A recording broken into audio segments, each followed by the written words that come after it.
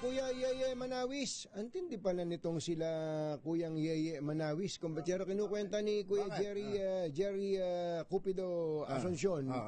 Ito daw pong Pair Cargo Assessment Composite Division, isang unit ng Bureau of Customs sa NAIA, ay lumampas din sa kanilang target noong April.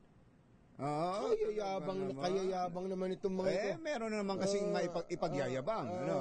Nakakolekta daw ng magkano? 2.24 billion noong April saan yan? Saan nila nakolekta yan? 2026 sa Pair Cargo Assessment Composite Division.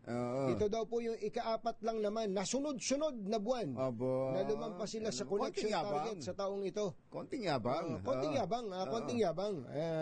Ika-4 na sunod-sunod na buwan. Kaya binabati daw natin si Special Deputy Collector Siegfried Manawis at si Assistant Special Deputy Collector Irene Moreno Concio. Ayan, congratulations si sa Collector Maria Yasmin. Si Siyempre naman, si Attorney Yas. Mapa.